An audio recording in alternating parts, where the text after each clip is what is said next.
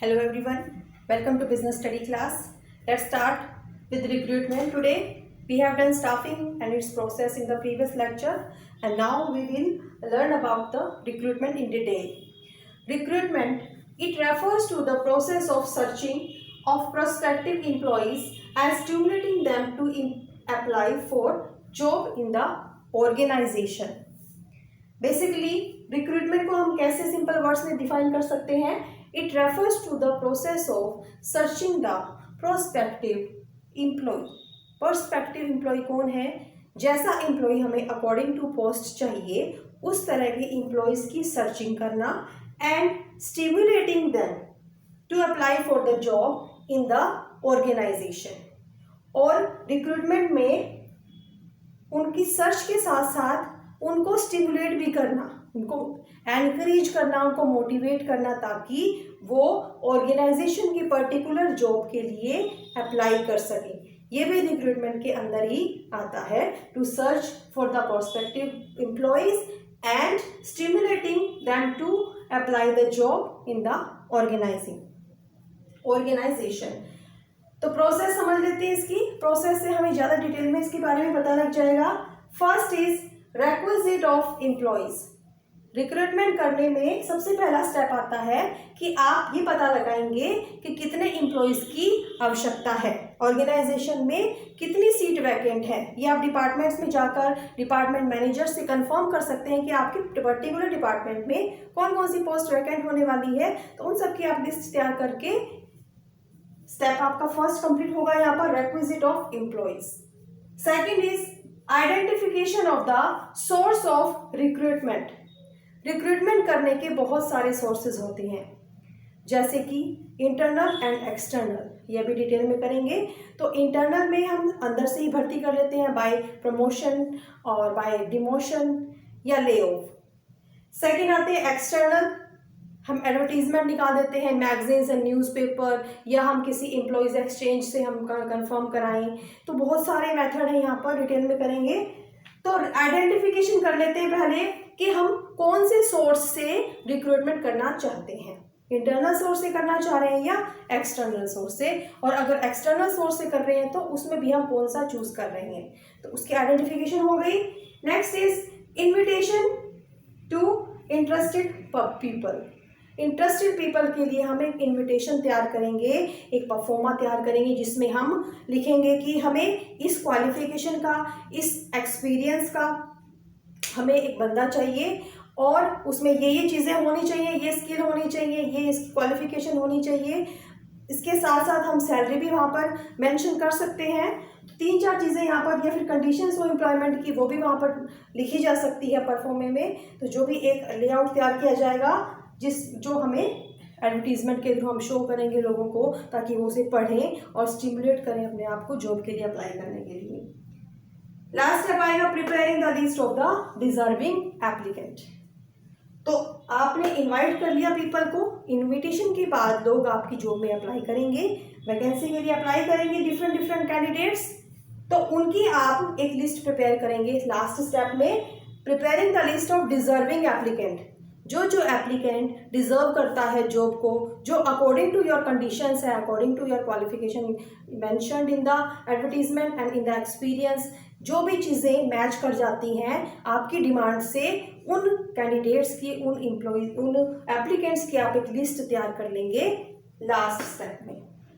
तो यहाँ तक आपका रिक्रूटमेंट का काम रहता है. Requisite of employee, identification of the source of recruitment, invitation to the interested people, and preparing the list of deserving applicant.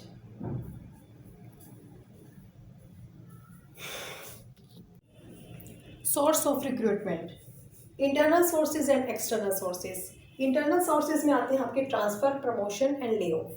Transfer means transferring the employees from one branch to another, or transfer the employees from one department to another.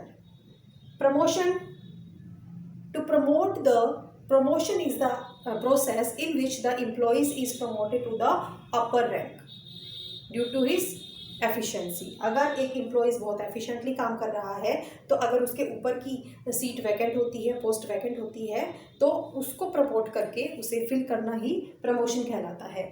ऐसा ही इसका opposite है demotion. Demotion में क्या किया जाता है, inefficient person को lower rank की तरफ शिफ्ट कर दिया जाता है। Next is lay off. Lay off means separating the employees from the employer for some time. कुछ समय के लिए एम्प्लॉइज़ को एम्प्लॉयर से अलग कर देना, यानी कि इस वक्त अगर काम नहीं है तो उन्हें भेज देना कि भाई जब काम होगा तब आपको बुला लिया जाएगा। तो ये कहलाता है ले ऑफ। नॉर्मली लेबर और वर्कर की क्लास के लिए रहता है कि अगर फैक्ट्री में काम अभी नहीं है तो उन्हें कुछ टाइम बाद जब काम शुरू होगा तब बुला लिया जाएगा। Let us discuss the demerits and merits of the internal sources. First is increase in motivation. Internally अगर इंटरनल सोर्स का यूज़ करते हुए ऑर्गेनाइजेशन भर्ती कर रही है तो यहाँ पर एम्प्लॉयज़ मोटिवेटेड होते हैं। उन्हें एक फीलिंग आती है कि हमें अगर हम अच्छा काम करेंगे तो हमें प्रमोट कर दिया जाएगा, और अगर हम अच्छा काम करेंगे तो हमें बेटर डिपार्टमेंट में शिफ्ट कर दिया जाएगा, बेटर ब्रांचेस में शिफ्ट कर दिया जाएगा। तो it creates the motivation. Next is industrial peace. Industrial peace, अगर मोटिवेशन है और एम्प्लॉयज़ जो हैं वो खुश हैं तो ऑब्वियसली इंडस्ट्रियल पीस में इंटरनल सोर्स का एक अहम रोल है। Next is easy selection.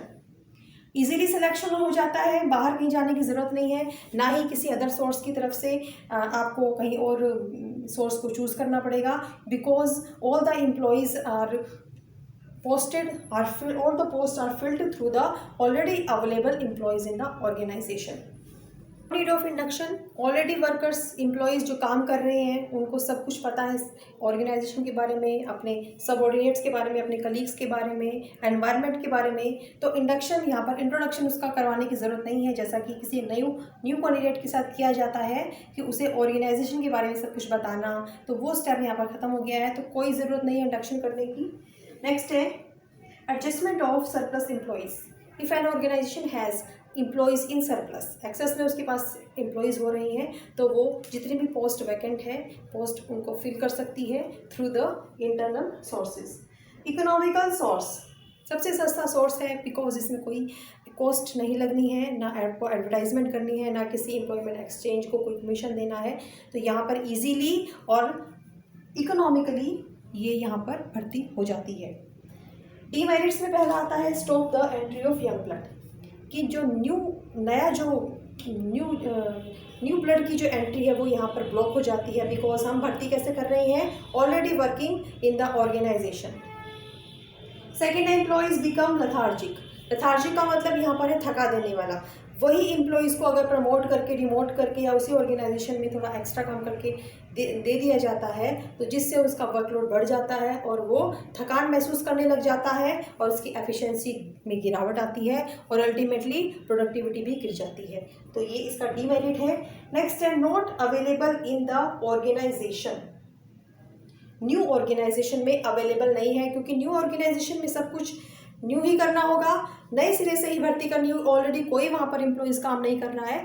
तो इसलिए ये चीज़ जो है इंटरनल सोर्सेज है, न्यू ऑर्गेनाइजेशन में काम नहीं करेगी, वहाँ पर तो आपको एक्सटर्नल सोर्स का ही सहारा लेना पड़ेगा। Sense of competition lakhs.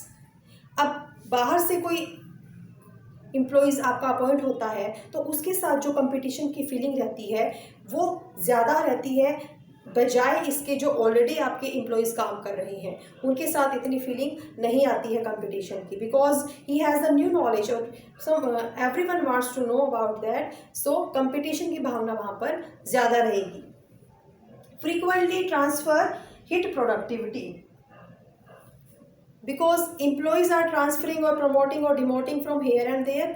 तो इससे क्या होगा, उनका जो काम है वो अफेक्ट होगा। जिस पोस्ट पर वो ऑलरेडी काम कर रहे थे वहाँ वो सीट वैकेंट हो जाएगी और उस सीट के लिए हम किसी और एम्प्लॉयज़ को वहाँ पर अपॉइंट करेंगे जिसको काम करने में थोड़ा टाइम लगेगा। तो इससे क्या होगा, कंटिन्यूटी गिरेगी, अल्टीमेटली प्रोडक्टिविटी हिट होगी। तो यहाँ पर फ्रीक्वेंट ट्रांसफ़र की वजह से प्रोडक्टिविटी में गिरावट आती है। So this is all about the merits and demerits of the internal sources.